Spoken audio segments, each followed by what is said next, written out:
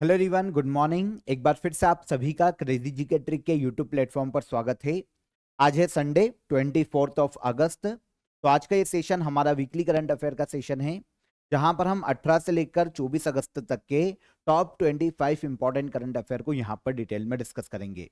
एक एक फैक्ट, एक एक क्वेश्चन को आराम से देखिएगा। बहुत ही इंटरेस्टिंग सेशन है। सभी क्वेश्चन जो कि यहाँ पर मैं आपको बताऊंगा आने वाली एग्जाम में आपको देखने को मिल सकते हैं। एंड तक बने रहिए। वीकली करंट अफेयर का सबसे पहला क्वेश्चन यहां पर हम डिस्कस कर लेते हैं। ला गणेशन, जिनका हाल ही में निधन हो गया, वे वर्तमान में किस राज्य के राज्यपाल के पद पर थे? तो ला गणेशन ये रिसेंटली गवर्नर थे नागालैंड के। नागालैंड के 16वें गवर्नर के रूप में ये काम कर रहे थे और पद पर रहते हुए ही इनका हाल ही में निधन हो गया। ला गणेशन, यहां पर आप इनकी इमेज देख सकते हैं। वैसे तो काफी अलग अलग राज्यों के राज्यपाल के रूप में इन्होंने काम किया है, जैसे वेस्ट बंगाल, मणिपुर के राज्यपाल के रूप में भी ये काम कर चुके हैं। पॉलिटिकल बैकग्राउंड देखें तो भारतीय जनता पार्टी से ये मेंबर रहे हैं, तमिलनाडु राज्य से आते हैं। रिसेंटली ये नागालैंड के गवर्नर के रूप में कार्यरत थे, 16वें गवर्नर के रूप में। अब इनका पद पर रहते हुए 80 वर्ष की आयु में निधन हो गया। ला गणेशन किस राज्य के राज्यपाल? नागालैंड। सिलिनेक्स एक्सरसाइज के 12th एडिशन का आयोजन किन दो देशों के बीच में किया गया? एक मिलिट्री एक्सरसाइज है सिलिनेक्स के नाम की। ओके, यहां पर अगर आप देखेंगे तो एसएल श्रीलंका और आईएन इंडिया। तो श्रीलंका और इंडिया के मध्य में इसका आयोजन किया जाता है और इस बार ये 12वां एडिशन दोनों देशों के मध्य में आयोजित किया गया है। नेवल एक्सरसाइज है, इसको करेक्ट कीजिएगा। एक नेवल एक्सरसाइज है सिलिनेक्स एक्सरसाइज। किन दो देशों के मध्य में? इंडिया और श्रीलंका के मध्य में। 12th एडिशन रिसेंटली ये 14 से लेकर 18 अगस्त तक श्रीलंका के कोलंबो में आयोजित किया गया था। दोनों देशों के मध्य में नेवल कॉपरेशन को बढ़ावा देना, इन फ्यूचर हिंद महासागर में अगर कोई भी कंडीशन विपरीत आती है तो साथ में मिलकर कैसे हम ऑपरेशन को रन कर सकते हैं, इन सभी के बारे में यहां पर ट्रेनिंग की गई दोनों देशों की नेवी के मध्य में। तो सिलिनेक्स एक्सरसाइज आयोजित किन दो देशों के मध्य में की जाती है? क्वेश्चन अगर ये आता है तो इंडिया और श्रीलंका की नेवी के मध्य में। और 2025 में कौन सा एडिशन है? तो 2025 में ये 12th एडिशन आयोजित किया गया। इंडिया की ओर से इंडिया की नेवी के दो इंपॉर्टेंट शिप आईएनएस राणा और आईएनएस ज्योति, इनको भेजा गया था भाग लेने के लिए श्रीलंका के कोलंबो। दो फेज में आयोजित किया गया। पहला फेज हार्बर फेज के नाम से जाना जाता है और सेकेंड फेज को नाम दिया गया था सी फेज। सबसे पहली बार इसकी शुरुआत दोनों देशों के मध्य में 2005 में की गई थी और लास्ट ईयर 2024 में 11th एडिशन इंडिया में आयोजित किया गया था आंध्र प्रदेश के विशाखापट्टनम में। और अब 12वां एडिशन आयोजित किया गया दोनों देशों के मध्य में श्रीलंका के कोलंबो में। मिस यूनिवर्स इंडिया 2025 का खिताब किसने जीता है? मिस यूनिवर्स इंडिया 2025, देखिए ये सेकेंड ही एडिशन है, क्योंकि इसके पहले पहली बार ये 2024 में लास्ट ईयर आयोजित किया गया था। अब ये दूसरा एडिशन आयोजित किया गया मिस यूनिवर्स इंडिया और इसका खिताब जीता है मनिका विश्वकर्मा ने। आपको पता है जो भी मिस यूनिवर्स इंडिया बनता है वो इन फ्यूचर मिस यूनिवर्स में इंडिया को रिप्रेजेंट करता है, जो कि ग्लोबल लेवल पर होती है। तो एक सौंदर्य प्रतियोगिता है इंडिया की मिस यूनिवर्स इंडिया। 2025 में अगस्त मंथ में इसका आयोजन किया गया था राजस्थान के जयपुर में और यहां पर सेकेंड एडिशन की विनर रही है मनिका विश्वकर्मा, जो कि मिस यूनिवर्स 2025 जो कि इस साल नवंबर मंथ में आयोजित की जाएगी, इसमें इंडिया को रिप्रेजेंट करेगी मनिका विश्वकर्मा। पहला एडिशन 2024 में जो आयोजित किया गया था वो रिया सिंघा ने अपने नाम किया था और इन्होंने भारत को रिप्रेजेंट किया था मिस यूनिवर्स 2024 में, लेकिन ये विनर नहीं बन पाई। मिस यूनिवर्स एक सौंदर्य प्रतियोगिता है, ग्लोबल लेवल पर आयोजित की जाती है। 1952 में पहला एडिशन इसका आयोजित किया गया था और आपको पता है 2024 में जो लास्ट एडिशन हुआ था 73 एडिशन था, 73वां।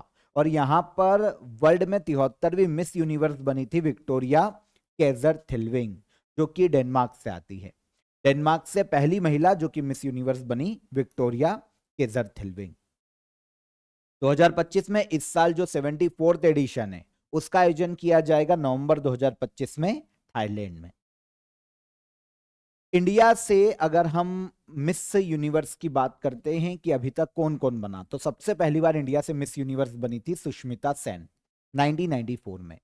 सन 2000 में लारा दत्ता और फिर 2021 में हरनाज संधू बनी थी मिस यूनिवर्स। 130वां संविधान संशोधन बिल 2025 किस आर्टिकल को संशोधित करेगा? तो रिसेंटली पार्लियामेंट में 130वां संविधान संशोधन बिल लाया गया था लोकसभा में 2025 में, और अगर ये कभी एक्ट बनता है तो ये आर्टिकल 75 में संशोधन करेगा। अच्छा, बिल किससे संबंधित है ये समझो। इस बिल में यह प्रावधान किया गया है कि सेंट्रल में कोई भी मिनिस्टर, चाहे वो पीएम हो या अदर कोई मिनिस्टर हो, काउंसिल ऑफ मिनिस्टर का मंत्री हो, किसी भी मिनिस्ट्री को होल्ड करता हो, या फिर राज्य में सीएम और राज्य की जो काउंसिल ऑफ मिनिस्टर है, मंत्रिमंडल, उसका कोई भी अगर मंत्री है और वो किसी ऐसे केस में जेल चला जाता है जिसमें सजा 5 साल या उससे ज्यादा का प्रावधान है, और वो 30 दिन तक अगर अरेस्ट में रहता है, जेल में रहता है, तो 31वें दिन उन्हें अपने पद से इस्तीफा देना पड़ेगा, चाहे वो पीएम हो, सीएम हो, अदर कोई मिनिस्टर हो। जो अपोजिशन है काफी विरोध किया था इस बिल का, उन्होंने कहा था कि ये एक और डिक्टेटरशिप है केंद्र सरकार की। तो सभी के लिए वैसे ये बिल लाया गया है, पीएम या फिर other council of minister, central में भी हो, स्टेट में भी हो, तो 130वां संविधान संशोधन बिल है 2025 का। अभी तो काफी लंबा चलेगा ये। अगर ये दोनों हाउसेस में पास हो जाता है और प्रेसिडेंट के सिग्नेचर मिल जाते हैं तो आर्टिकल 75 में चेंजेस की प्रावधान होगा इंडियन कॉन्स्टिट्यूशन में, क्योंकि आर्टिकल 75 जो है वो मंत्रियों के बारे में उपबंध करता है, केंद्रीय मंत्रियों के बारे में। तो उसमें एडिशनल कुछ एड ऑन किया जाएगा कि अगर कोई ऐसा मंत्री किसी केस में अरेस्ट होता है, कस्टडी में जाता है, जिसमें सजा 5 साल या उससे ज्यादा है, तो 31वें दिन उनको उनका पद छोड़ना पड़ेगा, इस्तीफा देना पड़ेगा। अब आपके दिमाग में आएगा कभी इस्तीफा ना दे तो फिर उसे ऑटोमेटिकली रेजिग्नेशन माना जाएगा 31वें दिन, अगर वो नहीं भी देता है। पीएम है तो भी, सीएम है तो भी। पीएम अगर इस्तीफा नहीं देता है तो ऑटोमेटिक, तो गवर्नर हटा सकते हैं, और गवर्नर भी अगर नहीं हटाते हैं तो इसे ऑटोमेटिक रेजिग्नेशन माना जाएगा। सेंट्रल मिनिस्टर में प्रेसिडेंट पीएम की एडवाइस पर उनको हटा देंगे, अगर पीएम एडवाइस नहीं करते हैं तो भी इसे ऑटोमेटिक रेजिग्नेशन माना जाएगा। और सेम स्टेट मिनिस्टर के केस में गवर्नर को सीएम एडवाइस करेंगे, अगर सीएम एडवाइस नहीं करते हैं तो भी इसे ऑटोमेटिक रेजिग्नेशन माना जाएगा। अगर वो छूट के आ जाते हैं जमानत पर या किसी भी तरीके से, तो फिर से वो रीअपॉइंट किए जा सकते हैं, अपने पद को ज्वाइन कर सकते।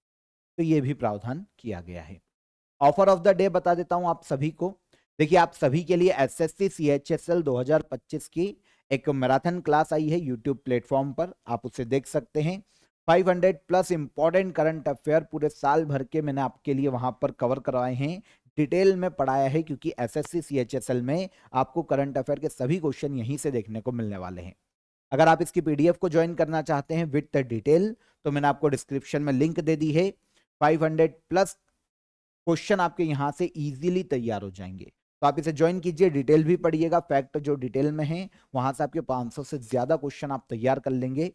काफी अफोर्डेबल प्राइस में अभी आपको मिल रही है, डिस्क्रिप्शन में लिंक है, वहां से आप इसे इजीली ज्वाइन कर सकते हैं। और कोई भी आपको हडल आता है इस पीडीएफ को लेने में, तो हेल्पलाइन नंबर पर कॉल कर लीजिए, व्हाट्सअप कर दीजिए, हमारी टीम आपकी मदद कर देगी। तब तक हम चलते हैं अगले क्वेश्चन पर।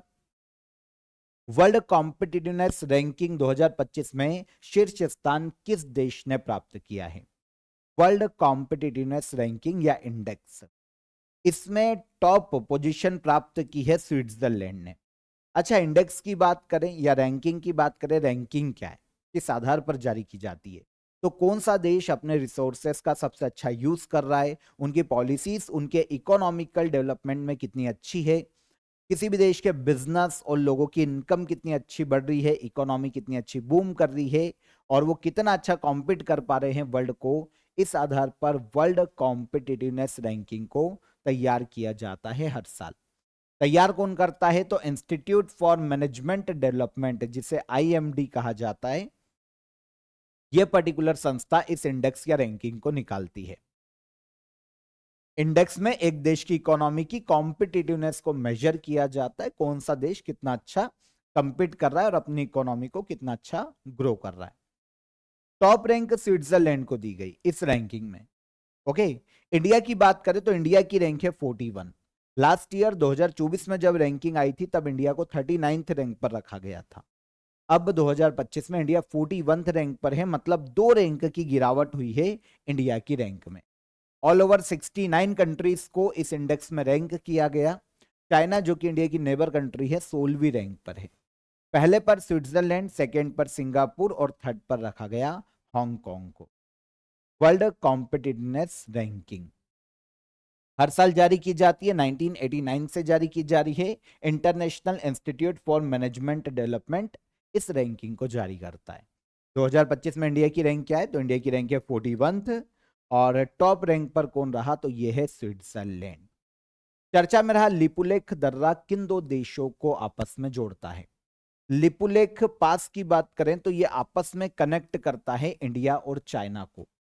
रिसेंटली ये सुर्खियों में रहा।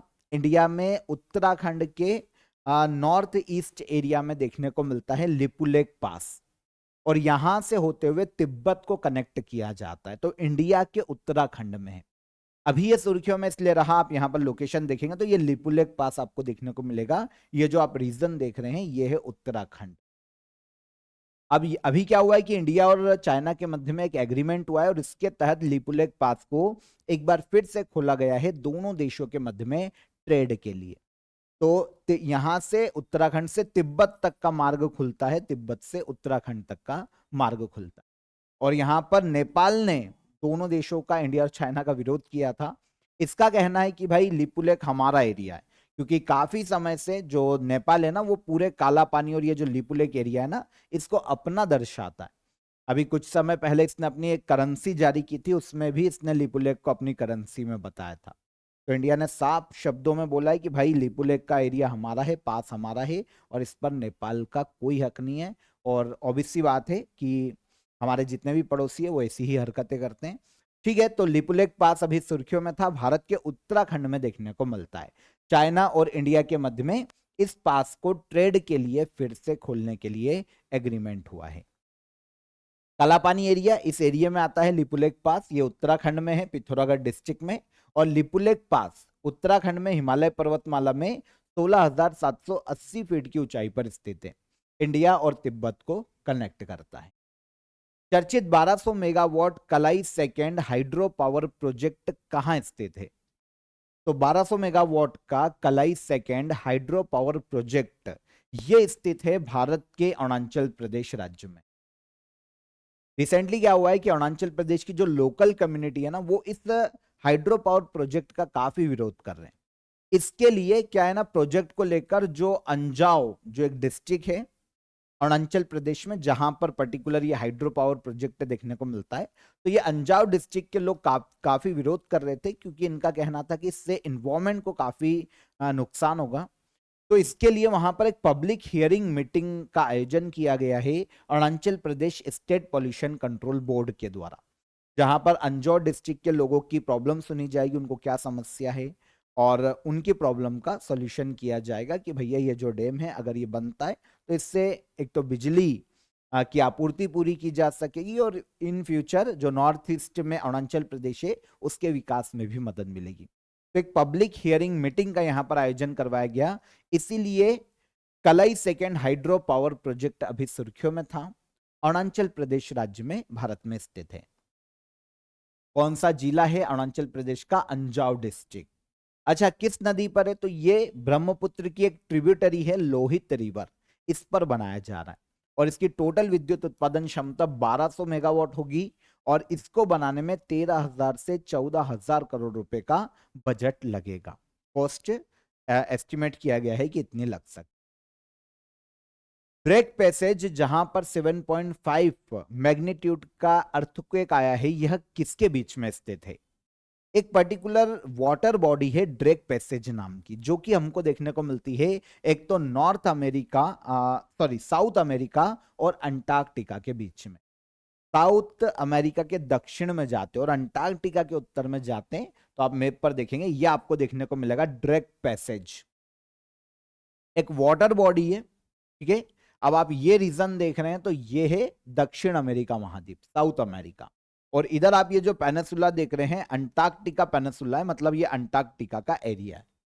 तो यहां पर हमको डायरेक्ट पैसेज देखने को मिलता है जहां पर 7.5 लेटीट्यूड का 7.5 मैग्नीट्यूड का भी भूकंप आया था।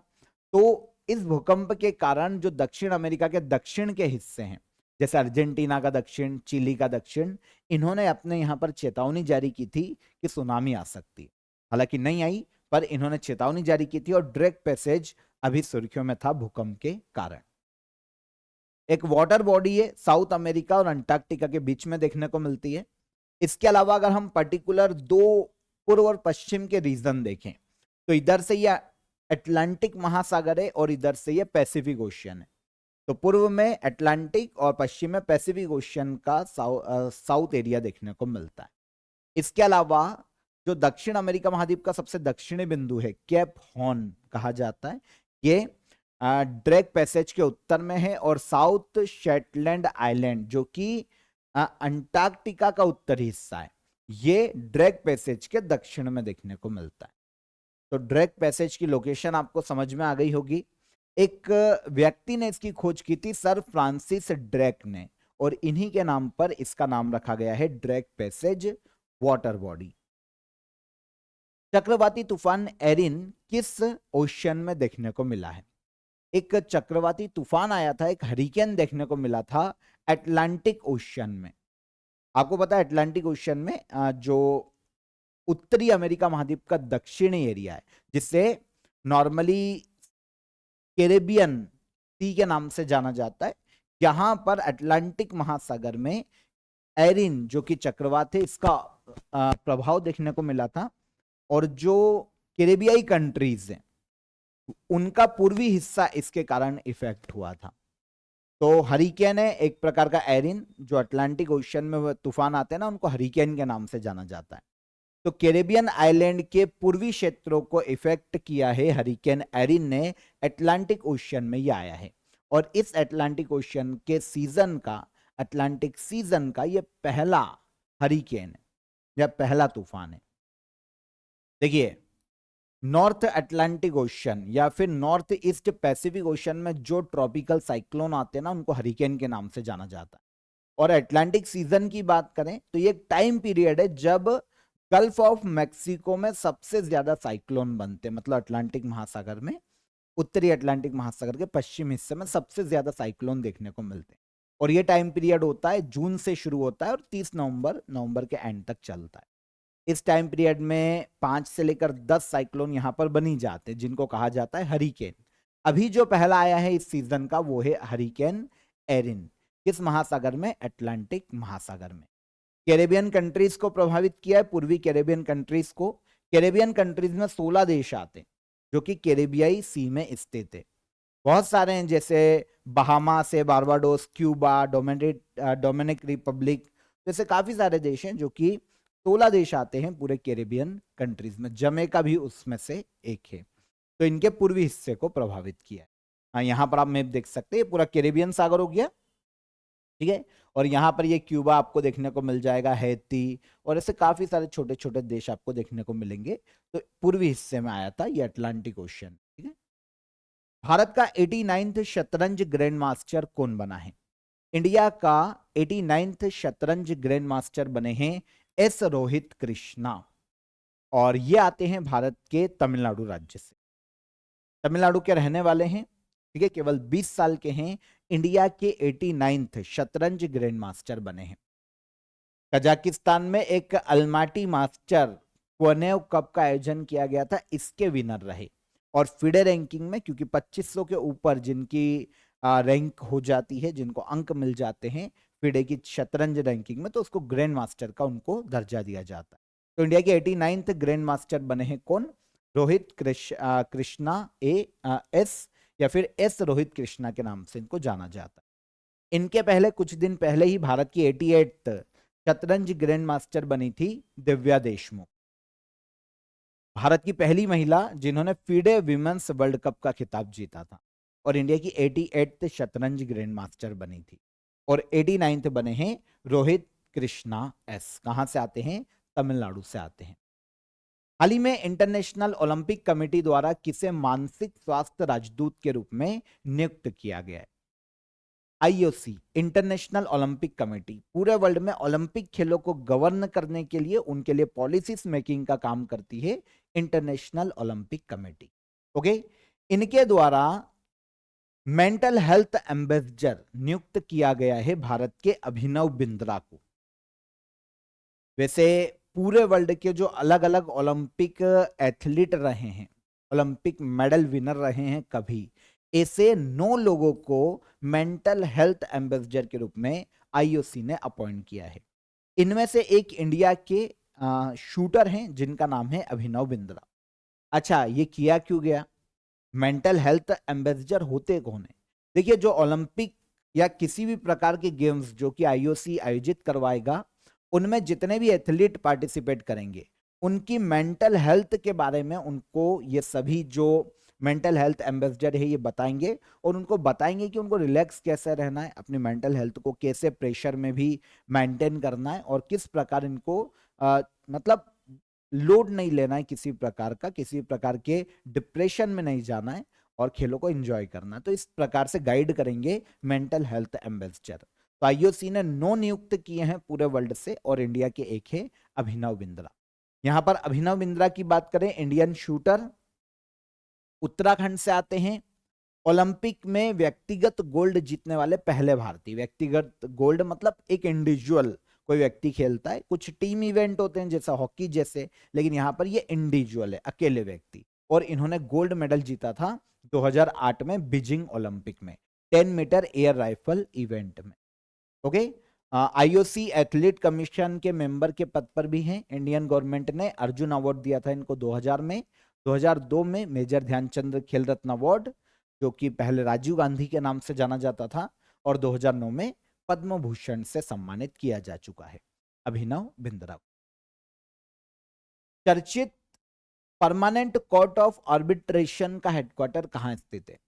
परमानेंट कोर्ट ऑफ आर्बिट्रेशन का हेडक्वार्टर देखने को मिलता है नीदरलैंड के द हेग में।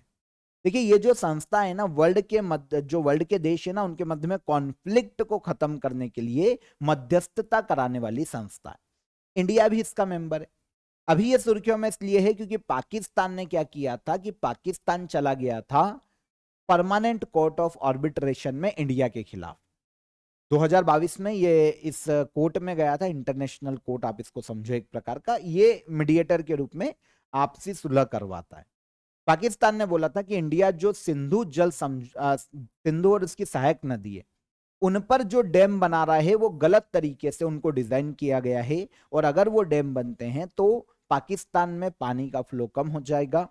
तो इसने चुनौती दी थी इंडिया को इस परमानेंट कोर्ट ऑफ आर्बिट्रेशन में कि भैया इंडिया को रोका जाए।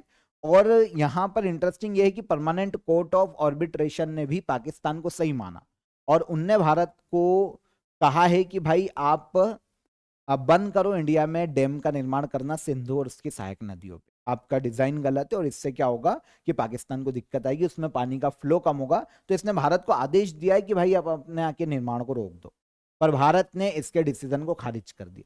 इंडिया ने कहा कि भैया पहली चीज तो पीसी है, जो ये परमानेंट कोर्ट ऑफ आर्बिट्रेशन है, पहली बात तो ये बीच में पड़े नहीं, क्योंकि इसके अधिकार क्षेत्र में नहीं आता है सिंधु जल समझौते का मुद्दा।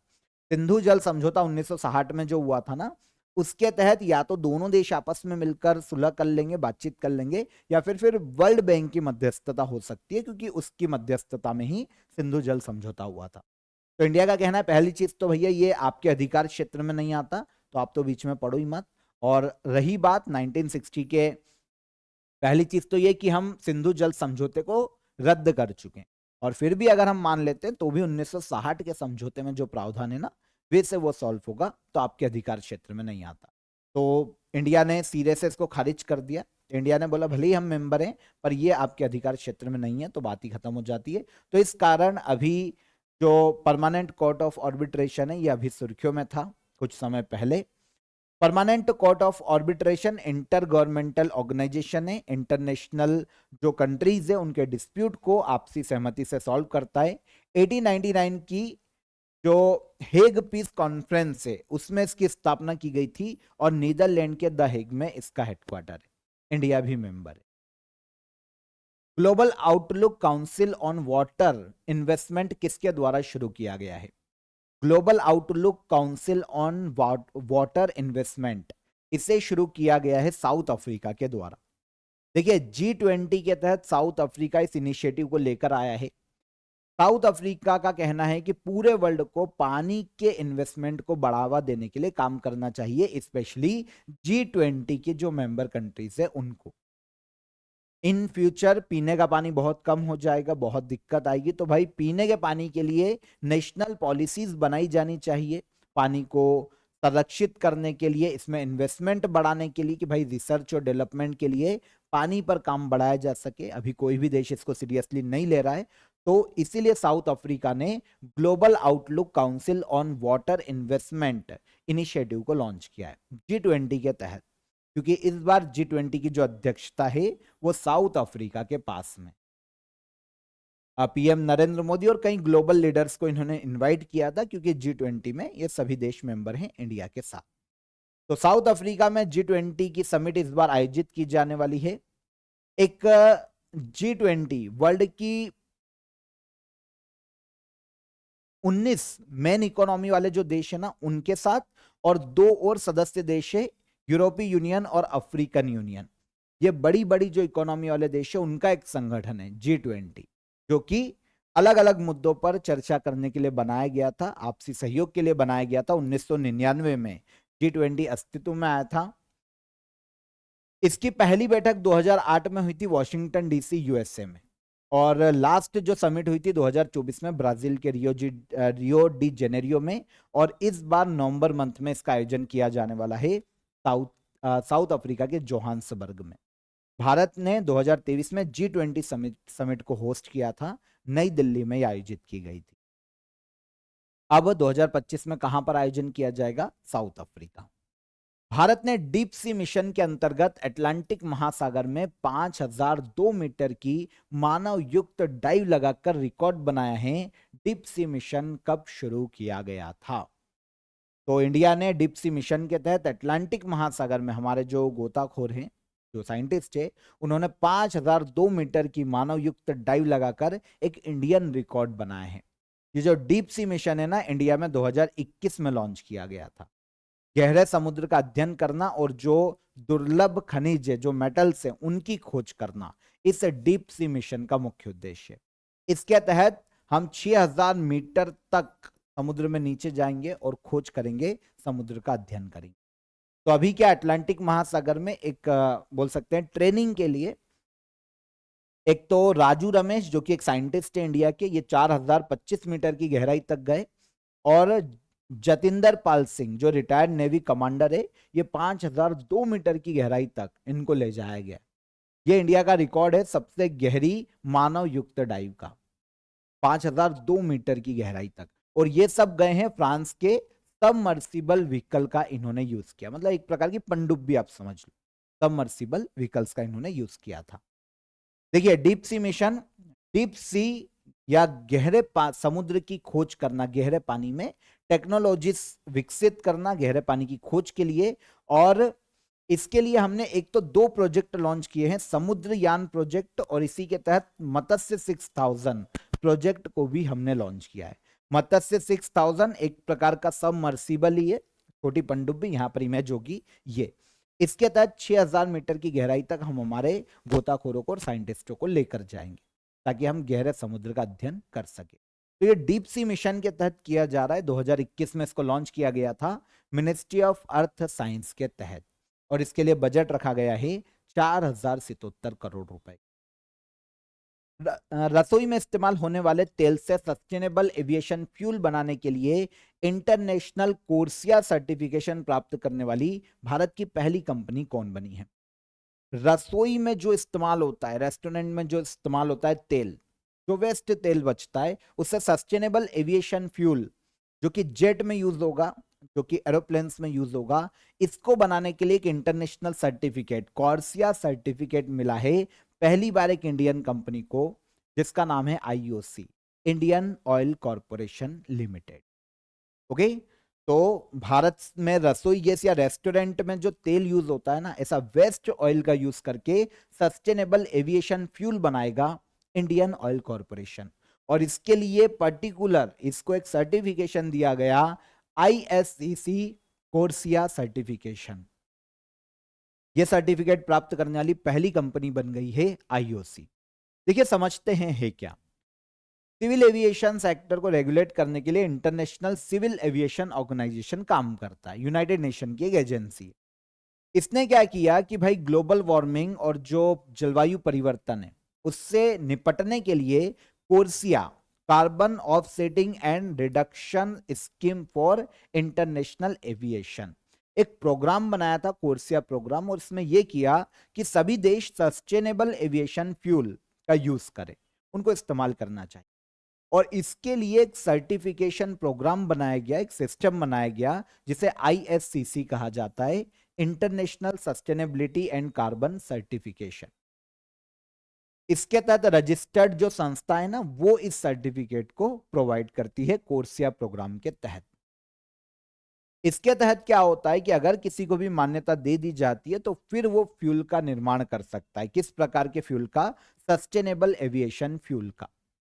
देखिए क्या होता है, ये होता क्या है सस्टेनेबल एविएशन फ्यूल की बात करें तो वनस्पति तेल या फिर जो हम खाना पकाने में यूज करते हैं वेस्ट ऑयल जो बचता है ना, उनका यूज किया जाएगा एरोप्लेन में और जेट में, है ना। इसे बायोजेट फ्यूल भी कहा जाता है। नॉर्मल एरोप्लेन में क्या होता है कि फ्यूल के साथ दूसरी चीजें मिलाकर एरोप्लेन को संचालित किया जाता है। वो प्योर फ्यूल होता है, पेट्रोल होता है या दूसरा कोई सब्सटेंस होता है। लेकिन इसमें खाने के तेल को जब मिलाया जाता है ना तो ये बायोजेट फ्यूल हो जाता है और इसे कहा जाता है सस्टेनेबल एविएशन फ्यूल। इससे क्या होता है, सर्विस वैसी रहती है लेकिन कार्बन उत्सर्जन बहुत कम हो जाता है। आया समझ में? तो इसके लिए सर्टिफाइड किया गया है इंडियन ऑयल कॉर्पोरेशन। लोकसभा द्वारा पारित आईआईएम संशोधन विधेयक 2025 के तहत भारत का 22वां आईआईएम कहां स्थापित किया जाएगा? तो लोकसभा में अभी आईआईएम अमेंडमेंट बिल को पास किया गया 2025 के। इसके तहत इंडिया में 22वां आईआईएम स्थापित किया जाएगा गुवाहाटी, असम में। भारत का 22वां आईआईएम होगा इंडियन इंस्टीट्यूट ऑफ मैनेजमेंट और पूर्वोत्तर भारत का दूसरा होगा, क्योंकि पूर्वोत्तर भारत का पहला आईआईएम शिलोंग 2007 में स्थापित किया गया था और अब दूसरा स्थापित किया जाएगा कहां पर? गुवाहाटी में।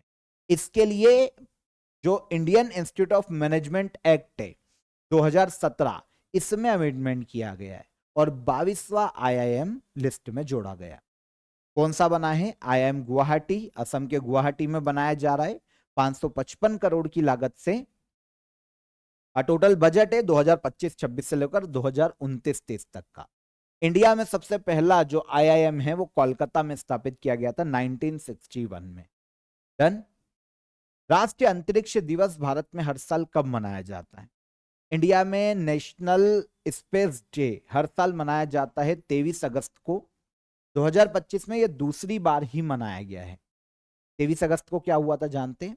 चंद्रयान 3 23 अगस्त 2023 को चंद्रमा के साउथ पोल पर साउथ लैंडिंग की थी और चंद्रमा के साउथ पोल पर सॉफ्ट लैंडिंग करने वाला इंडिया वर्ल्ड का पहला देश बना था। तो उसी की याद में 23 अगस्त 2023 की यह घटना है, उसी की याद में घोषणा की गई कि हम 23 अगस्त को नेशनल स्पेस डे मनाएंगे और यह पहली बार 2024 में मनाया गया। अब 2025 में यह दूसरी बार मनाया जा रहा है।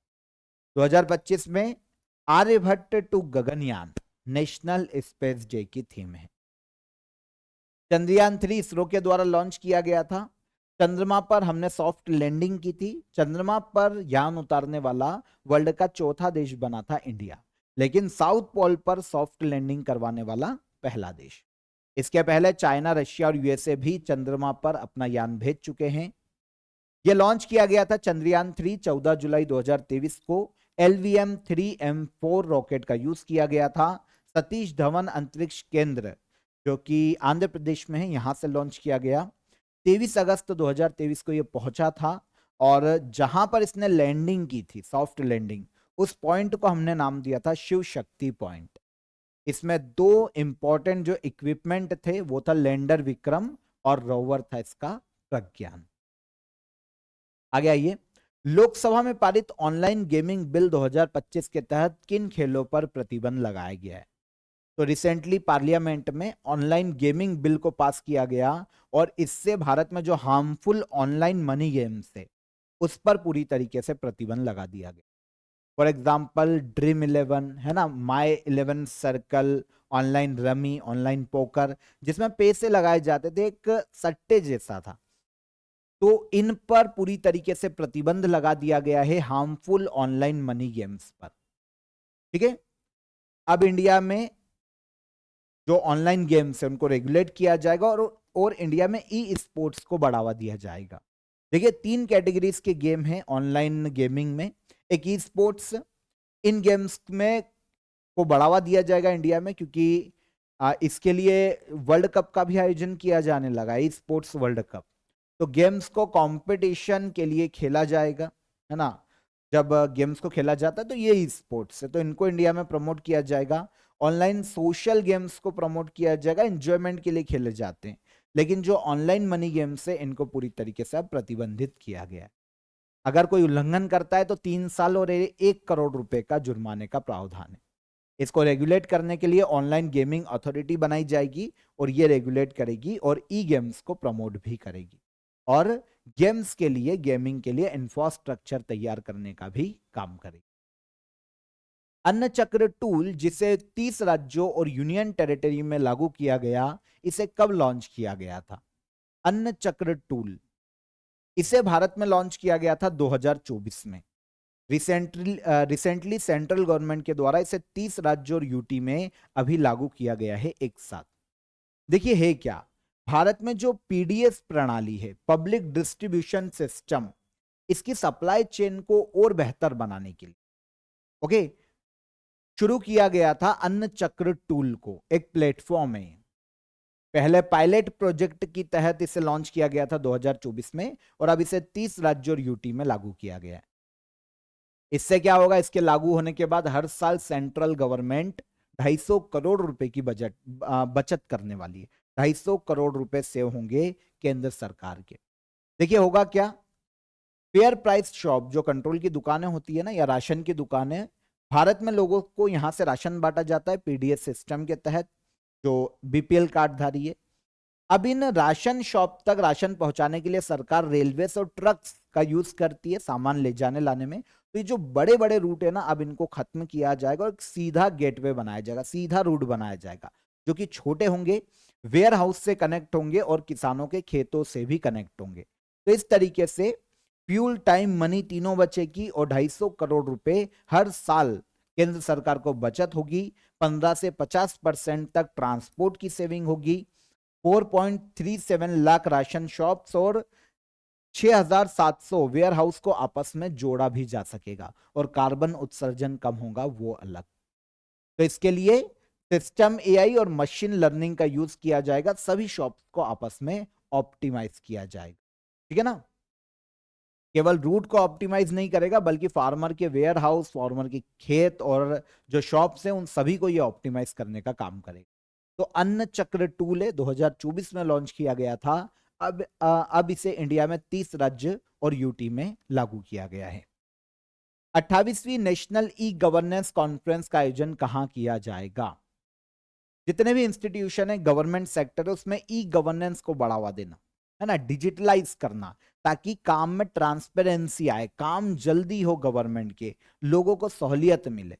इसके लिए इन सभी मुद्दों पर चर्चा करने के लिए 28वीं नेशनल ई गवर्नेंस कॉन्फ्रेंस का आयोजन किया जाएगा आंध्र प्रदेश के विशाखापट्टनम में। कहां पर आयोजित की जाएगी? विशाखापट्टनम में। यह नेक्स्ट मंथ 22-23 सितंबर को आयोजित होगी। कॉन्फ्रेंस का उद्देश्य मैं आपको बता ही चुका हूं, ई गवर्नेंस को बढ़ावा देना, और इसकी थीम रखी गई है विकसित Bharat, civil service and digital. इसके पहले 27th national conference on e governance last year Maharashtra के मुंबई में आयोजित की गई थी और सबसे पहली बार इस कॉन्फ्रेंस की शुरुआत 1997 में की गई थी। और 28वीं नेशनल ई गवर्नेंस कॉन्फ्रेंस का आयोजन कहां पर? आंध्र प्रदेश के विशाखापट्टनम में सितंबर मंथ में किया जाएगा। बक्सर थर्मल पावर प्लांट किस राज्य में बनाया जा रहा है? बक्सर थर्मल पावर प्लांट बनाया जा रहा है बिहार में। बिहार में अभी रिसेंटली भारत के पीएम नरेंद्र मोदी ने काफी सारे प्रोजेक्ट को लॉन्च किया है बिहार के गया में, और यहीं पर बक्सर थर्मल पावर प्लांट के पहली यूनिट का इनॉग्रेशन भी भारत के पीएम ने किया। 2019 से इसे बनाया जा रहा था, अब जाकर पहली यूनिट का इनॉग्रेशन किया गया। 2 यूनिट है और हर यूनिट की कैपेसिटी होगी 6600 मेगावाट की, मतलब टोटल कैपेसिटी हो जाती है 1320 मेगावाट। ओके, तो पावर प्लांट के पहली यूनिट का इनॉग्रेशन भारत के पीएम ने किया है, 660 मेगावाट की है। टोटल 2 यूनिट में 1320 मेगावाट इसकी कैपेसिटी होगी। Buxar thermal power plant 14,390 crore रुपए का कॉस्ट आएगी टोटल, ठीक है ना। 2019 में स्टार्ट हो चुकी थी और अब ये पहली यूनिट शुरू की गई है। 85% इलेक्ट्रिसिटी बिहार के यूज में आएगी और बाकी 15% ओडिशा, असम और सिक्किम को दी जाएगी। अलग राज्य टिपरा लैंड की डिमांड किस राज्य में की जा रही है? तो टिपरा लैंड, ये जो वर्ड निकल कर आ रहा है ना, ये त्रिपुरा से निकल के आ रहा है। तो एक अलग स्टेट टिपरा लैंड की डिमांड की जा रही है त्रिपुरा में। त्रिपुरा के वहां के जो मूल निवासी है, जो आदिवासी समुदाय हैं, उनको रिप्रेजेंट करने वाली एक पार्टी है indigenous people front of Tripura. इन्होंने क्या किया, 23 अगस्त को स्टेटहुड डिमांड डे के रूप में मनाया है।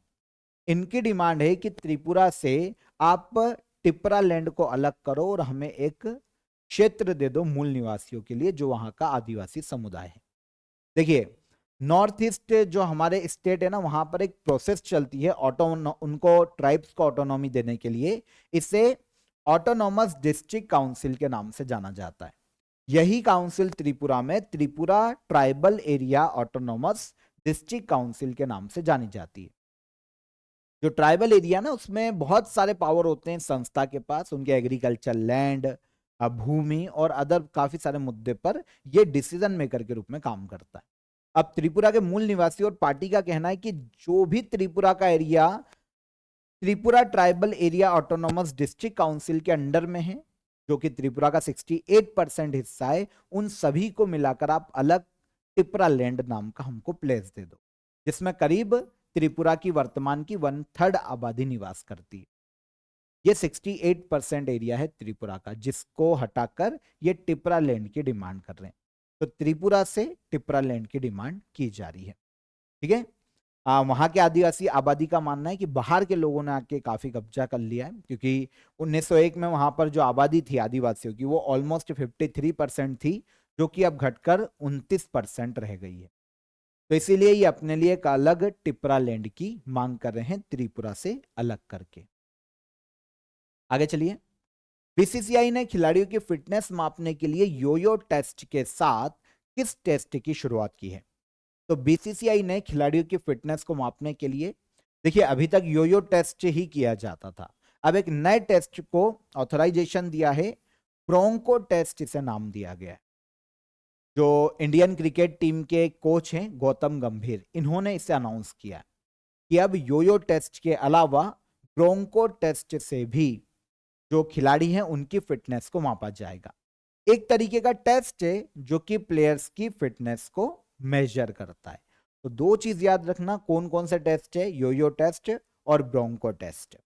किससे संबंधित शब्दावली है, क्वेश्चन ऐसा आ जाए तो क्रिकेट से संबंधित शब्दावली है। इसमें काफी सारी चीजें ऑब्जर्व की जाती है क्रिकेटर की और देखा जाता है कि वो फिट है या नहीं। बॉक्सिंग फेडरेशन ऑफ इंडिया के अध्यक्ष के रूप में तीसरी बार लगातार किसे चुना गया है? बॉक्सिंग फेडरेशन ऑफ इंडिया के अध्यक्ष के रूप में लगातार तीसरी बार चुना गया है अजय सिंह को, ठीक है। अजय सिंह लगातार तीसरी बार बॉक्सिंग फेडरेशन ऑफ इंडिया के अध्यक्ष बने हैं। Boxing federation of India Bharat में बॉक्सिंग खेलों को रेगुलेट करती है, गवर्न करती है। 2016 में इस संस्था की स्थापना हुई थी। वैसे इसके पहले एक दूसरी संस्था भी थी, लेकिन फिर उसको खत्म किया गया और अब बॉक्सिंग फेडरेशन ऑफ इंडिया काम करती है 2016 से। अजय सिंह लगातार तीसरी बार इसके अध्यक्ष बने हैं और इसके अलावा प्रमोद कुमार को सेक्रेटरी जनरल के रूप में अपॉइंट किया गया है, ठीक है। Last question, 2025 world boxing championship का आयोजन किस देश में किया जाएगा? पहली बार वर्ल्ड बॉक्सिंग चैंपियनशिप आयोजित हो रही है 2025 में, और इसका आयोजन पहली बार किया जाएगा इंग्लैंड में। आंसर सी यहां पर करेक्ट हो जाएगा। इंग्लैंड के लिवरपूल में वर्ल्ड बॉक्सिंग चैंपियनशिप का आयोजन होगा नेक्स्ट मंथ सितंबर में 4 से लेकर 14 तारीख तक। इंडिया भी अपनी 20 मेंबर की एक टीम को भेजेगा वर्ल्ड बॉक्सिंग में भाग लेने के लिए। कंपटीशन को वर्ल्ड बॉक्सिंग के द्वारा आयोजित करवाया जा रहा है। दो एडिशन की प्लेस को फाइनल किया गया है। 2025 का एडिशन तो पहला ही है और ये इंग्लैंड के लिवरपूल में हो रहा है, और 2027 में जब सेकेंड एडिशन होगा तो ये कजाकिस्तान के अस्ताना में आयोजित किया जाएगा। और जब हो जाएगा तब हम टेली की बात करेंगे। वर्ल्ड बॉक्सिंग जो कि आयोजन करवा रहा है किसका? वर्ल्ड बॉक्सिंग चैंपियनशिप का।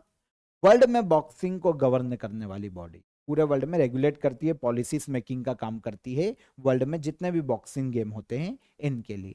इस संस्था की स्थापना 13 अप्रैल 2023 को की गई थी और हेडक्वार्टर स्विट्जरलैंड के ल्यूसाने में देखने को मिलता है वर्ल्ड बॉक्सिंग। ठीक है, तो यहां पर 18 से लेकर 24 अगस्त तक के सभी करंट अफेयर यहां पर हमने डिटेल में डिस्कस किए। टॉप 25 करंट अफेयर को विथ डिटेल समझा है। यहां पर हमने सारे क्वेश्चन इंपॉर्टेंट थे। आई होप आपने ध्यान से सुने होंगे। इसके अलावा ऑफर ऑफ द डे की लिंक आपके लिए डिस्क्रिप्शन में है। इस एसएससी सीएचएसएल 2025 की मैराथन क्लास आपके लिए क्रेजी जीके ट्रिक के यूट्यूब प्लेटफॉर्म पर अवेलेबल है। आप वो वीडियो भी देख लीजिए और पीडीएफ की लिंक मैंने आपको डिस्क्रिप्शन में दे दी है, वहां से आप इसे ज्वाइन कर सकते।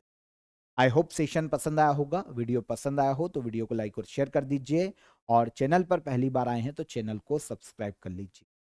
कल फिर मुलाकात करेंगे नेक्स्ट डे के करंट अफेयर में। तब तक ख्याल रखिएगा अपना। जय हिंद, जय भारत।